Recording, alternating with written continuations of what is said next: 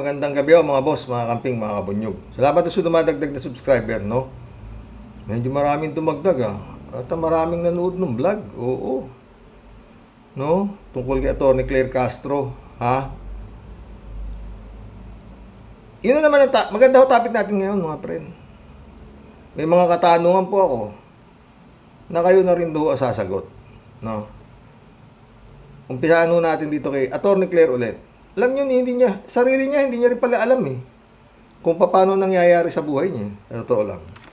Pakinggan natin siya. Guess who siya ni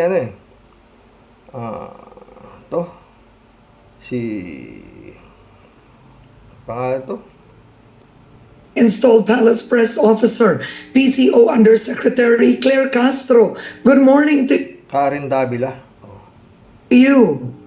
Yes, good morning, Karen. It's been a long time since 3 and 1 days. I know, and may I ask, may I add that Attorney Castro was our co-host in ABS-CBN from our show 3 in 1.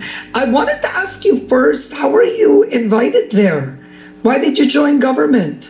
Karen, I am not into politics. I just discuss about the activities and politics and laws, but I am not into politics. But I just do not know. I do not know why they chose me. I did not apply.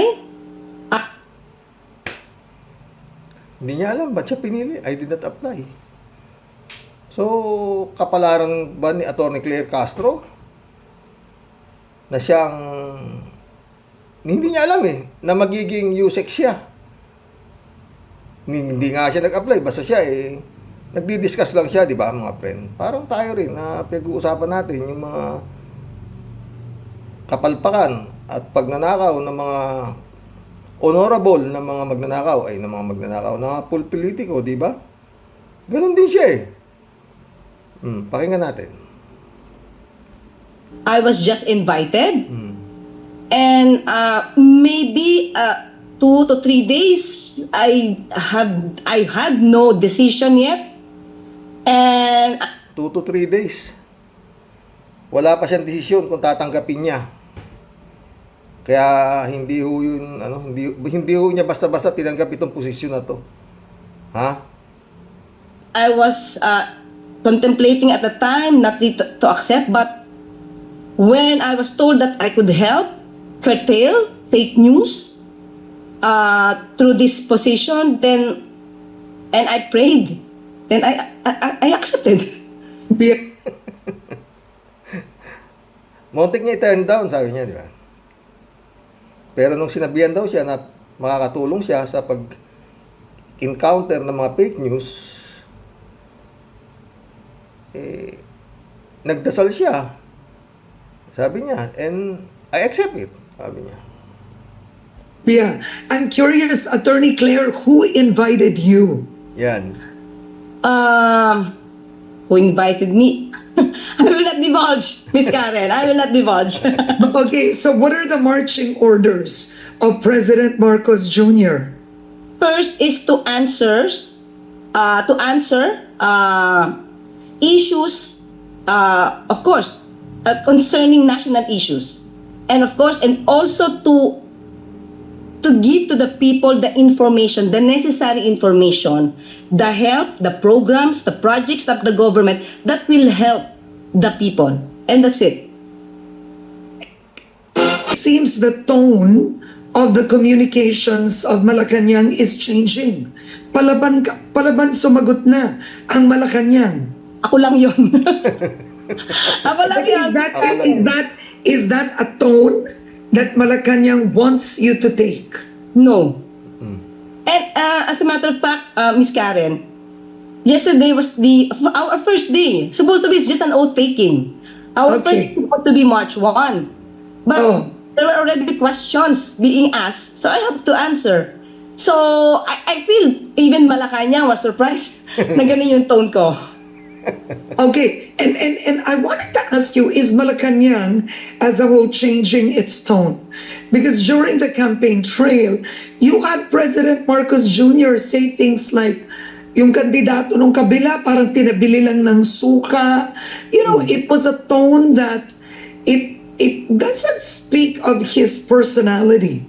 Ano ko yung mga friend. Sabi ni Bongbong, yung mga kandidato ng kabila, di ba, parang pinabili lang ng suka, nabigyan na ng COC. Si may kasalanan. Comelec, di ba? Maski na mukhang pinabili lang ng suka nakakakuha siya ng certificate of candidacy. Kasalanan yan ni Garcia. Mm. Is this the new tone of the president? We have not talked about that, but maybe he's just kind of disappointed on what was happening and what is happening, especially of the fake news. As a president, he said before he doesn't need a spokesperson, maybe because of disappointments on what is happening, he has to say those words. Yeah. All right. So let's start first with this. You clapped back at former President Rodrigo Duterte. It's all over the news. But eto tanong ko, isn't this what Duterte Balitang-balita Yung sinagot niya doon sa mga tanong sa kanya di ba? Dati namang ganun siya magsalita sa Duterte, di ba? Hindi pa siya Yusek. Ganun na siya sa programa niya Hindi lang sa Duterte, pati kila Tulfo, di ba? Pati nga si Marcos Pagka talagang yun nga lang. Mag-iba ngayon dahil nga nandyan siya. Boss niya, si Marcos, no? Pero malamang, sa klase ni Atty. Claire, sana hindi siya magaya dito kila Harry Roque na nung walang ginawa si Harry Roque, di batikusin niya si Marcos, si Duterte, ganito. Nung ginawa siyang spokesperson, sabi nga ni Atty. Luke Espiritu you praise, hallelujah. Sinamba yung Duterte. Sana hindi maging ganon si Atty. Claire Castro. Di ba mga boss? Sana hindi. Pero sa tingin ko hindi.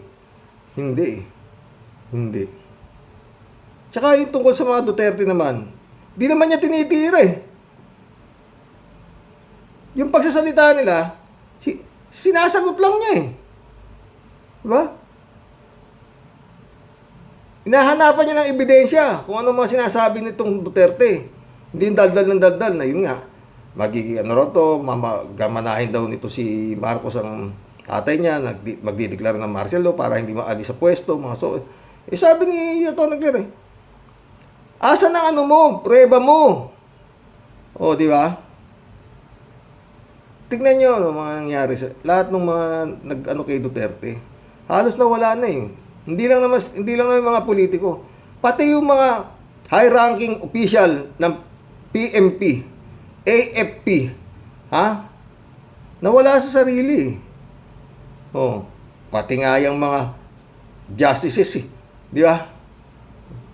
Talagang hindi nila nakayanan yung power. Alam ni Duterte kung magkano di ba? Duterte wants. Gusto niya patulan siya Then I will. We will. Okay. Good. But aren't you Yeah, giving... definitely. As long as it is worth answering back, we will do that. Just avoid, so that the people will know the truth. Because if we will allow former President Duterte to do that, keeps on doing that, he will keep on doing that, maybe the people will believe in him and they may consider that as a truth. And we will prevent that. Okay, why was former President Duterte's comment on the Marcos administration moving into a dictatorship? Why is that important to address? Yes, because, former President Marcos keeps on repeating, keeps on telling about this dictatorship when most of us cannot see any signs that our president is gearing towards dictatorship. Remember, the one accusing the president, the former president, is the one who showed that acts of dictatorship. Remember, for the past 6 years when he was into power, he showed his power, really, being the authoritarian. Remember what happened to ABS-CBN? Even if, he said, even if the House will give or renew the franchise of ABS-CBN, he will order NTC not to allow ABS to operate. Is that not dictatorship? He is the one who showed being the dictator and not the president, not President Marcos. But now, Saan kaya dinadala ng kapalaran si Atty. Claire Castro? Magiging ano kaya siya sa atin? Malaking tulong dito sa nangyayaring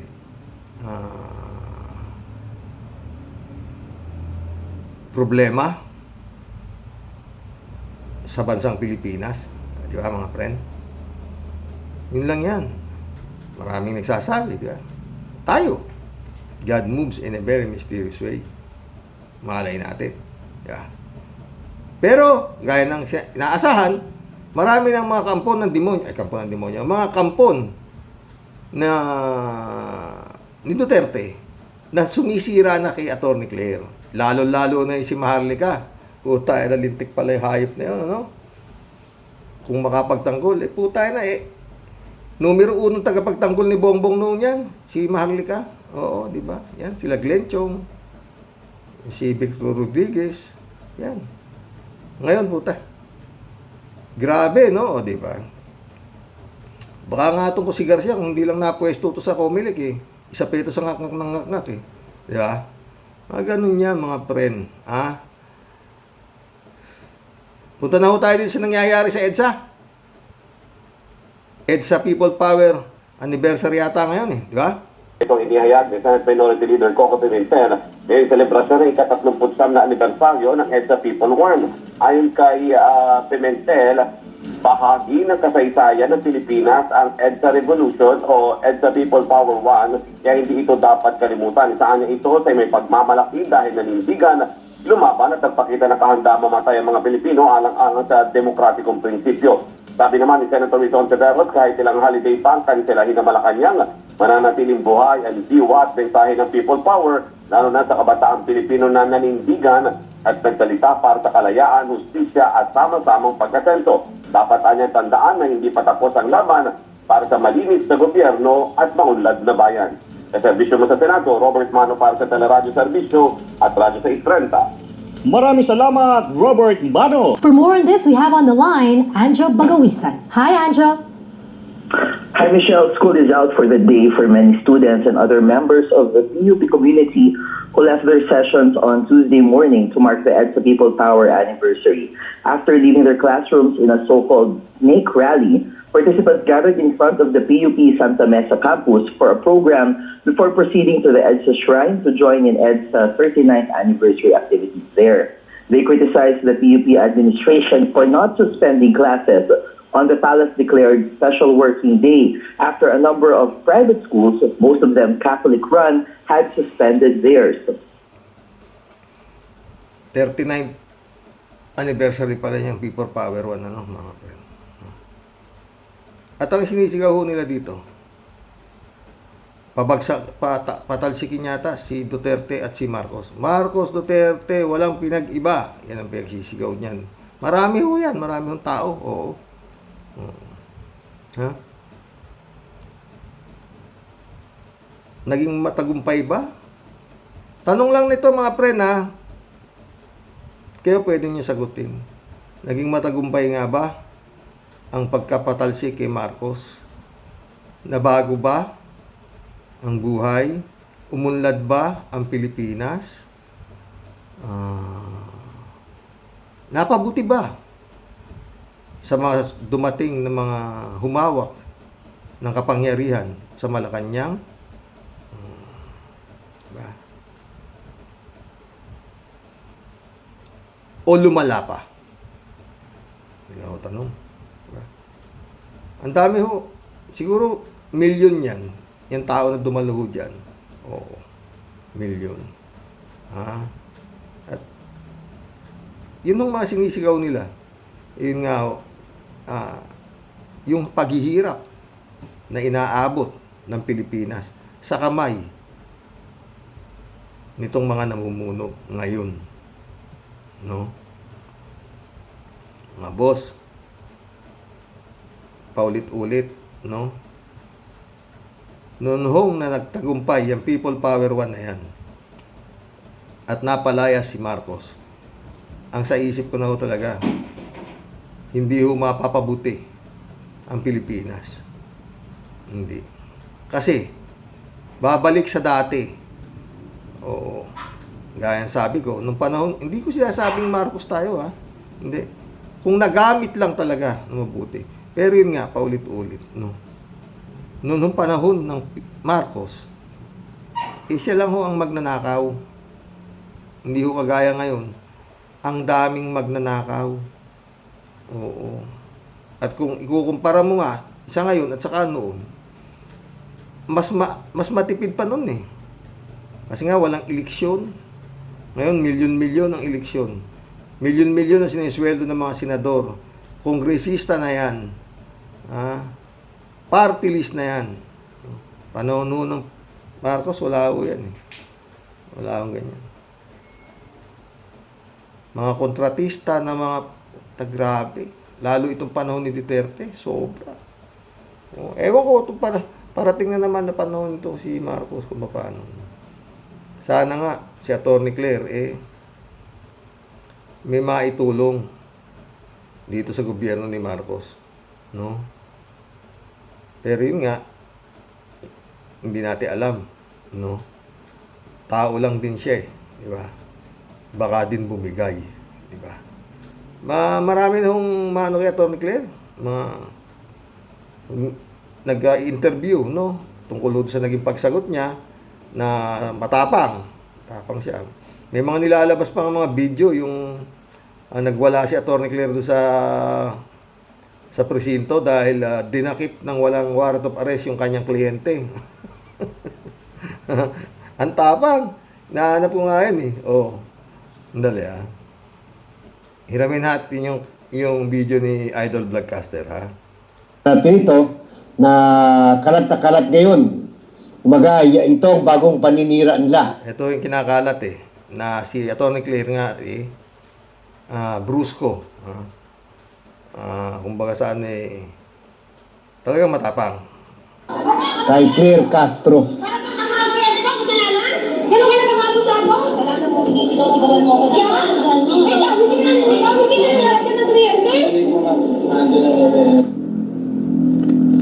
At kung medyo na high blood man si Atty. Claire, sandali. Bata pa si Atty. Claire dito eh. Hinahanap ko tong video to, meron ako nito eh. Kasi nga talagang nakita ko sa kanya na talagang pagtama, talagang ilalaban niya yung kliyente niya. Dinakip kasi, inaresto, kaya sumugod sa presinto na wala yatang warrant of arrest eh. Dali,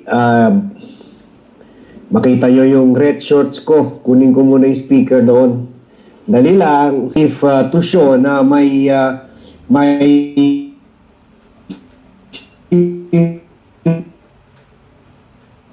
dali.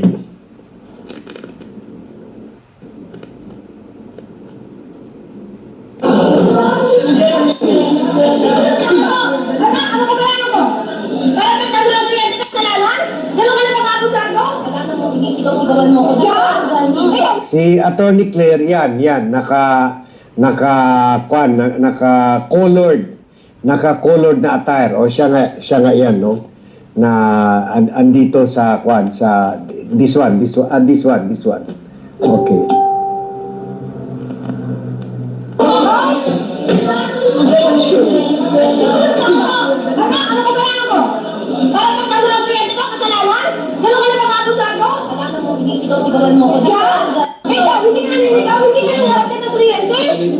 Sir, pasensya na po talaga, ha?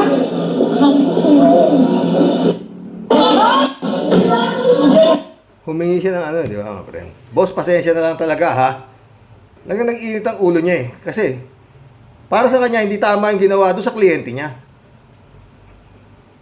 Abogada siya eh. Alam niya kung tama yung ginawa ng pulis o hindi, di ba? O, ganun siya katindi. Kaya talagang, yung sinasabi niya, talagang for the truth. Yun naman ang ano eh. Kaya talagang, nagsimula si Atty. Claire from zero, ano eh, subscriber. Ngayon, 100,000 na eh. Nasa 300,000 na yata ang subscriber ni Atty. Claire. Oh. Maraming naniniwala. Diba? Hindi kagaya ng... Well, anyway, meron naman itong mga trolls na nando sa kay Duterte. May 100,000 rin sila. Puta. Kaya maiisip mga pre eh. Marami talagang tanga. Na, gaya ko yung Maharlika. Akala mo maniniwala pa dyan? May nakikinig pa dyan? Doon sa mga... Yan ang pinakakalat nila. Na si Atty. Claire, eh kumbaga sa ano, parang walang modo. Hindi siya karapat-dapat na maging Yusek ng PCO ng Malacanang. Oh, di ba? Oh, yun yung kinakalat nila. Sasagot lang naman si Atty. Claire, hindi naman siya nangunguna eh. Natural lang naman na sumagot siya. Kung ang tinitira yung gobyerno, gaya nga na sinabi ni Percy Lapid, ha? Aba, hindi ho ako Marcos, sabi niya. Galit siya sa Marcos eh. Si Percy, ito, galit siya. Binoto pa araw niya si Duterte. Nabudol din siya. Oh. Pero sa ngayon, sabi ni Percy Lapid, pamimiliin mo ko. Kay bongbong na ako, sabi niya. Kesa dito, yung patay si Atty. Pero dapat si Atty. Claire, samahan natin ang dasal, mga friend, na ipag-adjust siya sa anumang mga masamang elemento na kumakalat, no? Mga friend. Sa totoo lang, mas ano si Atty. Claire eh. Kung kay Percy, mas malalim, mas madiin kung bumira. Oo. Kaya lang malumanay ang banat niya, ha? At saka may pinakikita siyang mga resibo. Oh. Kagaya nung ginawa niya na naman, sumagot siya.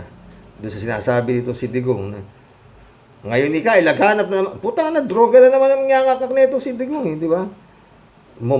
Mindanao, kalat na kalat daw, Davao, ganyan, kung ano pagkisabi. Davao, sabi ni Atty. Claire, mayor yung anak mo ron ah. Oh. Ibig mo sabihin, insufficient yung anak mo? Oh. At saka hindi lang yung anak niya. Puta na. Ilang taon nilang pinagpapatay yung mga adik doon na sinasabi niya na malinis na ang Davao. Presidente siya. Ba't hindi? Ngayon meron pa rin. Di ba? Kongresista, vice president, presidente. Puta ng Davao, hindi malinis-linis sa adik. Oh. Di ba? At totoo lang mga friend, no? Baka hindi ko makapagbasa ng comments nito pag ganito eh. Ha? Yan yung sabi nga ni Percy, lagyan mo ng lason.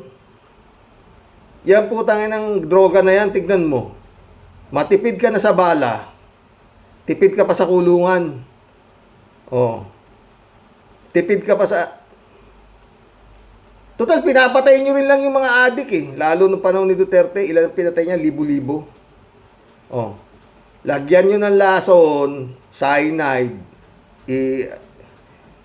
i-recycle ninyo, lagyan yung lason. O, tapos, magpaano kayo sa media na mag-ingat kayo sa mga kumakalat na droga. Merong isang pamilya na nagpapakalat ng droga. Merong intelligence report na may mga kumakalat na droga na pwede ninyong ikamatay. O. Mga 2 buwan bago nyo pawalan yung may mga laso na droga na yan. Oh. Nauna na yung pagbabala ng gobyerno na mag-ingat kayo, pwede nyong ikamatay. Agaya ng mga sigarilyo. Makikita niyo sigarilyo, di ba, sa pakete. Beware, smoking kills. Oh, di ba? Cause cancer whatsoever. Pero wala pa rin tigil ng kakasigarilyo ang tao. Bakit? Addict na eh. Pero siguro, kung marami nang namamatay pero hindi biglaan yung mga naninigarilyo, karamihan emphysema, lung cancer, di ba? Yun. Ha? Tignan nyo mga friend. Tsaka nyo palawalan, baka pagka may bumubula na yung mga bunganga sa Luzon, Visayas, Mindanao, maski natag sa 10 lang na nakikikisay ng mga adik, wala na. Malinis ang droga sa Pilipinas. Baka maski pamigay mo pa ng libre, ayaw nila tanggapin. O, di ba? Namatay sila sa sarili ng kamay, sa katigasan ng kanilang ulo. Gaya rin ang nangyayari doon sa mga adik sa sigarilyo. O, ha? Mamatay sila sa emphysema. Di ba mga friend? Napakarami po talaga nito. Shout out ka lahat ni Baya. Rodolfo Tobilea, shout out. Aji Ventura, shout out. Forbing Peña, shout out.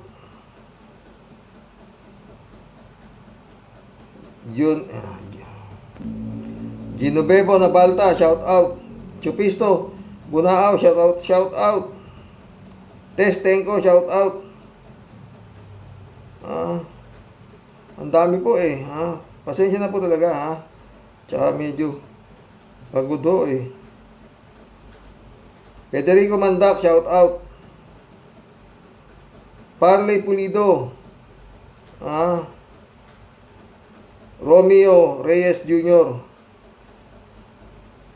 Wilfredo Pampilon. Sheila Santos, shout out. Marcy Chat. Ernesto Aquino, shout out. Librado Ludovico, shout out. Eman Escalona, shout out. Pastor Jun Lagon, shout out. Ferdinand San Juan, shout out. Mga boss. Raul Villanata. Domingo Alfonso. Lisa Cruz. Estrelita Hiro, shout out from Japan. Renato, shout out. Shirley Jaser. Rhea Manampan, shout out. David Alin Mendoza, shout out sa inyo. Federico Mandak. Elizabeth Iscare, shout out. Sonrox Goma, welcome to the club. Jan Dimango, shout out. Salamat dito sa pakulay dyan Mahaba yung ni Jan, sayang. Pero nabasa ko to dyan nabasa ko to Nabasa ko to. Ang haba ng comments, nabasa ko to. Oo.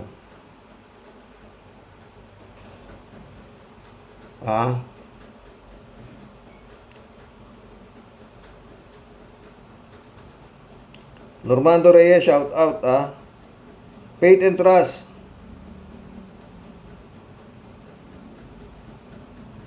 Daddy Jake, shout out. Edelina Ronquillo, shout out. Marisa, shout out. Ted, shout out, Ted. Marinel Bascos, welcome to the club. Jason Ramos Nak, shout out. Rod Dison, shout out. Abu Terio, shout out. Cristobal Robiego, shout out. Nilo Abugaide, shout out. Elf Scarp, shout out. Miguelito Turingan, shout out. Justice, shout out. Friend Shervin Sapeda, shout out. Tia Deli. Christian Sen, July 7, Alcantara, shout out sa inyo mga boss. Friend Amy Bingson, Dolor Garcia, shout out. Maria Luisa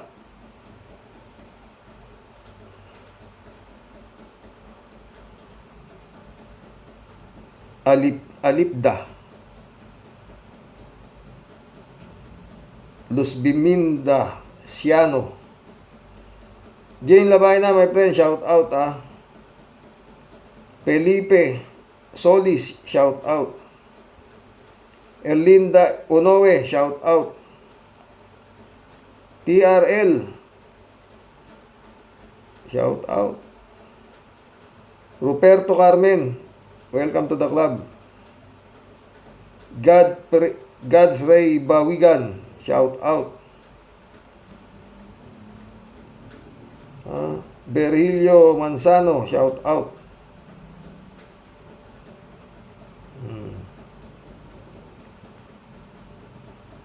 Ramon Espora, shout out. Marami ho rito kumakongratulate kay Atty. Claire Castro, no? Charlie Bibar, welcome to the club. Maraming salamat po sa pagbabalik ninyo. Alam, no? Ricardo Leonardo, shout out.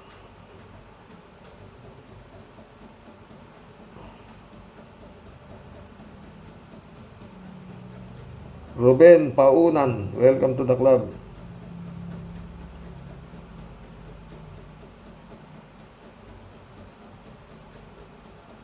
Isip at Mata, shout out. Efren Makatangay, shout out.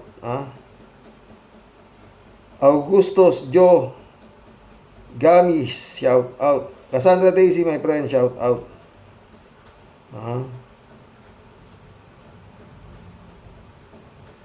Enrico Villanueva, shout out. Ang haba ho talaga, oo. Pasensya na po talaga, ha. Christian Bacasa, welcome to the club. Milando Reyes, welcome to the club. Musikerong OFW, welcome to the club. Percival Lazara, welcome to the club. Lucky Electric Guitar, welcome to the club. Rogelio Florendo, welcome to the club. Reynaldo Gonzalez, Berhilio Labastida. Julito Rubilio, shout out.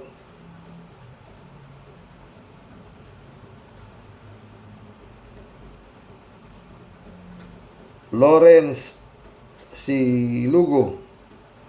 Arturo Alcantara, shout out, ha. Bago ho ito. Romel Martino. Maribel Mabale, welcome to the club, ha. May mga PBB mo nakapasok,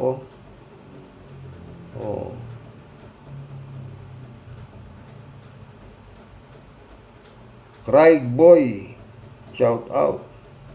Eugenio Manaloto, shout out.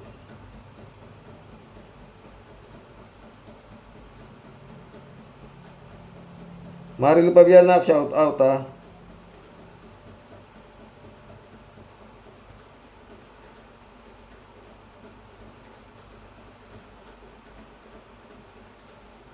Bong De Leon, shout out.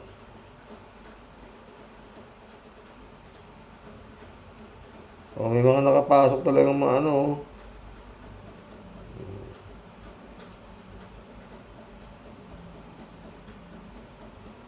May oras pa naman po. Medyo basahin natin ng konti, ha. Sabi ni Tia Deli, bigyan po natin ng isang masibagong palakpakan ng ating bagong tunay na pagtanggol po ng ating sobrang lugmok na bayan at mga kawawa po nating kababayan. Salamat po talaga kay Lord Xerox. At ito pong si Kuting ng Palasyo medyo nahimasmasan po ng konti ang utak at kumukuha po talaga ng mga taong may tunay talagang malasakit at puso para po sa ating bayan. Talaga naman pong wala pong tamang direksyon, puro po para barabay at puro po sige-sige gang at bahala na Sputnik ang mga nakaupo ng mga yawang honorables daw. Ang mga pinutukan ng lintek, kung puro po ganyan na may matuwid na utak ang magsisilipong sa ating bayan, Xerox, madali pong masusugpo ang mga insektong yawa na puro po pasaway. It's about time po talaga, Xerox, pagsisipain po ang mga buhaya lang na mga wala namang pong talagang silbi.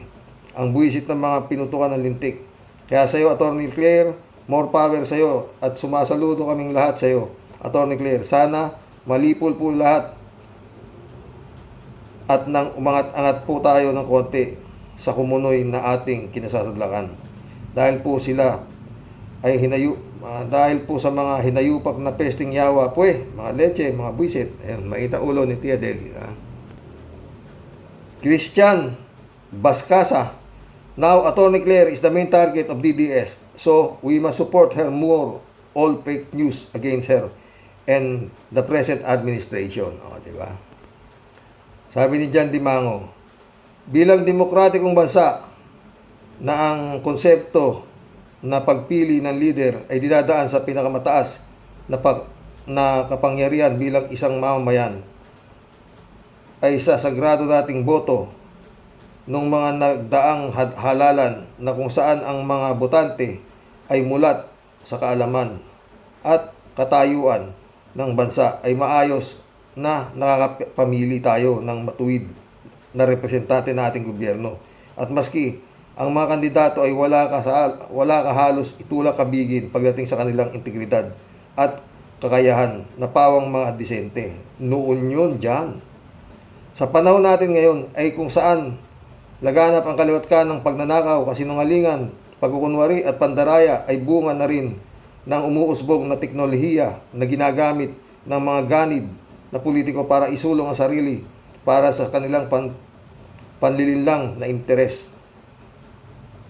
Aminin natin na dumating din ang pananaw ng maraming responsableng mamamayan na ang nangyayaring pagbulusok sa moral, kaalaman at aspetong ekonomiya ng bansa ay bunsod na rin sa kamangmangan ng marami ating lalo na sektor na mahihirap na kababayan. Totoo yan dyan. Kababayan natin at laging pinagsasamantalahan ng mga ganid na politiko. Sa saloobin ng responsableng mamamayan, ang mga mahihirap na sektor na ito maisisisi kung bakit tayo lugmok. Hindi lang sa Asia kundi sa buong mundo. Mga mamayang hindi nag-iisip, mga panatiko sa isang personalidad nang dahil sa pangalang dinadala at sikat ay pinipili kahit na walang kakayanan at puno ng mantsa ang kanyang pagkatao. Mga butante na makikita mo halos sa kalye, mga tamad at tambay, palingkera, sugarol, lasenggo at mga pasaway sa lipunan. Sila yung mga kababayan natin na walang pangarap kundi umasa sa ayuda na dahilan para higupin tayong matitino pababa. Ngayon darating naman ang halalan sa dalawang higanteng paksyon sa pagitan ng Team Kadiliman versus Team Kasamaan na pawang political dynasty ay nirerepresenta ng mga kandidatong sikat, payaso, artista, broadcaster na mayayabang at mapanlinlang, mga recycled at higit sa lahat, salat sa integridad at kakayahan. Nakakalimutan natin ang pangatlong grupo na naghahangad na maupo para sa tunay na pagbabago, bagamat hindi kilala at di sikat. Sila ang may baon na lehitimong plataforma sa gobyerno na mapapakinggan ng lahat. Puno ng integridad, kakayahan at walang bahid ng katiwalian. Kilalanin ninyo sila at piliin ang tunay na lingkod bayan. Sila yung walang pera, walang makinarya, politikal at walang kakayahan ibandera sarili para makilala ng masa, para makakuha ng patas na pagpilian para sa makapagsisilbi ng tapat sa gobyerno. Totoo yan, friend. Ha? Si Elizabeth Iscario. Tama ang ginawa ni BBM. Pinili itong si Atty. Claire kasi nasa tama ang mga sinasabi nito at may tapang.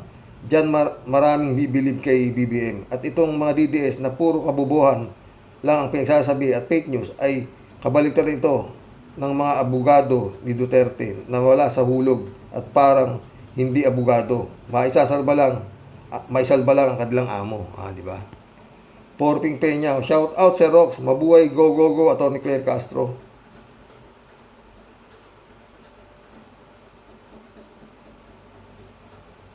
Chupista Bunao, good evening po kuya at sa mga kawaryo. Salamat po sa Panginoong Diyos. Tama ang galaw po ni PBBM. Ginubebo Nabalta, sabi niya, okay si Atty. Claire Castro, abiyag ni attorney.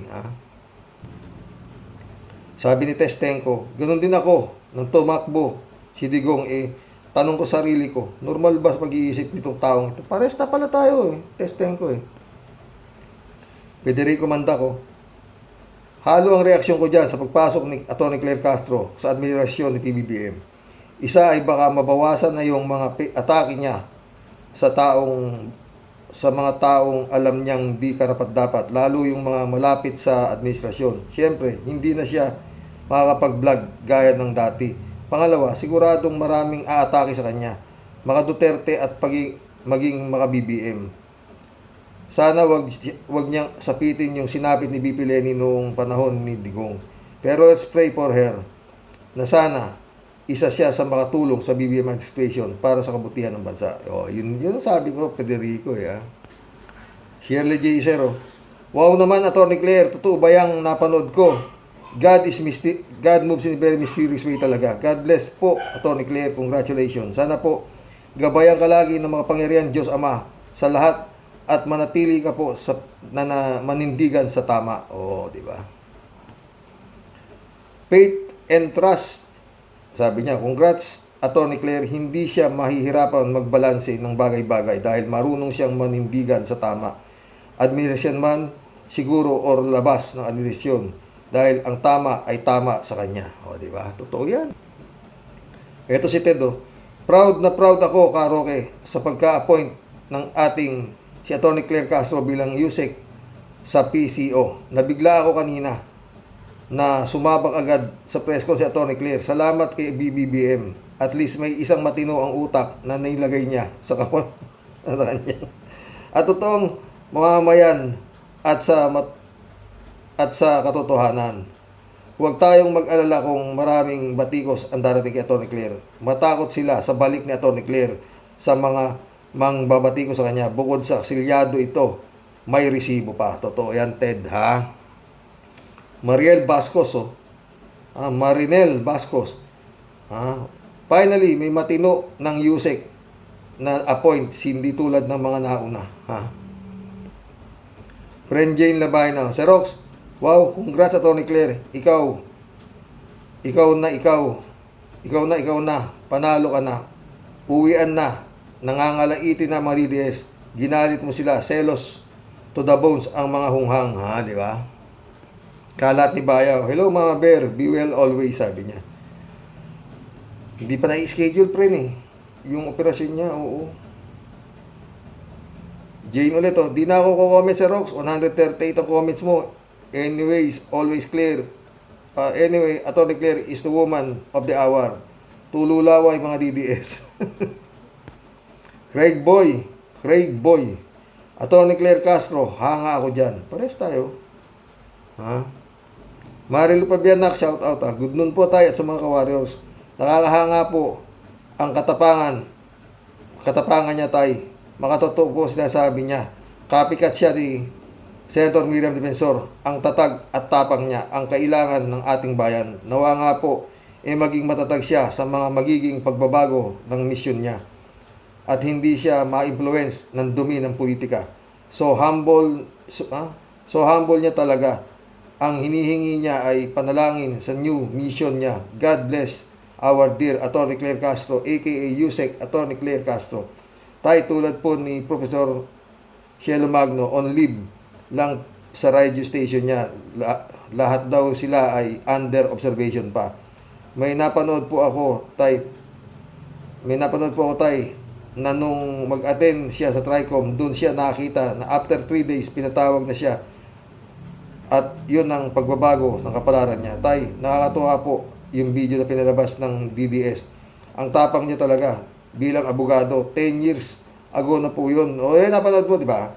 Sure nga po, malaking help niya sa gobyerno. Isa siya sa magiging asset ng administrasyon. Totoo yan, ha? Reynaldo Gonzales, tama lang din na malagay na defense dog si Atty. Claire. Hindi kasi lulubay yung mga kampo ni Duterte sa mga atake sa Marcos. Tinanggap ni Atty. Claire yan para di makapanlinlang ang mga Duterte sa mga narrative. Magandang sagutan to, Sir Rox. mukhang di ka na matutuloy magpalit ng content. Idol natin, yan, di ba si Roxy? Sinabi mo pa, Rinaldo, ha? Ito, si Rogelio Florendo. Sana lahat ng officer ni Marcos puro palaban, gaya ni Nila Torre, Tariela, Luistro at Castro. Medyo sunod lang sa kanila sina Acop, Jun Fernandez, Abante, Barbers at Paduano. Ha? Lucky Electric Guitar. Sa totoo lang, gusto ko yan si Atty. Claire Castro. Mataray, clear na clear. Totoo. Cassandra Daisy. Tama si Luke Espiritu. Hindi dapat pinupuri ang BBM o DDS. Pero mga Pilipino, kapit pa rin sa mga dynasty na family. Kailangan kumapit sa may power at pera kahit na kurap. Yun lang. Diba? Si Ted. Sabi ng mga DDS, attack dog daw si Atty. Claire Castro ni BBM. Para sa akin, kung yan ang paniniwala nila, di mag-ingat sila dahil isa-isa silang lalapain ito. Nalapa na nga yung amo nilang si Digong sa unang araw pa lang ni Atty. Claire. Huwag kayong mainip, isusunod na kayo. Kaya iwasan nyo na ang fake news, mga DDS. Ha? Shout out, Mike, Michelle, Edwin, my friend. Ha?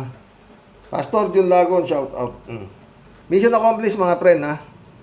Montik na rin tayo, abutin na 1 oras, di ba? Pasensya na po doon sa hindi ho talaga nabasa. Pag binasa ko po ito lahat, aabutin po tayo alas 12 ng gabi.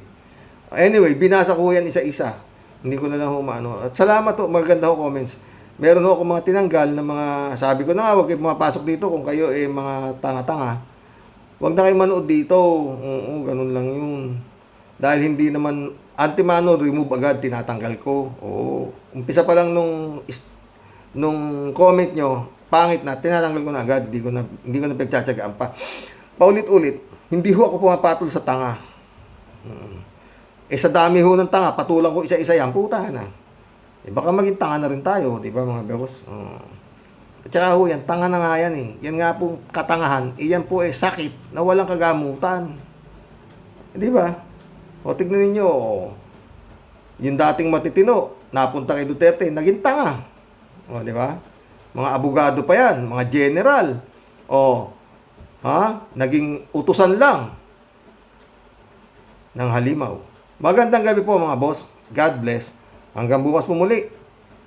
Salamat po sa dumadagdag na subscriber.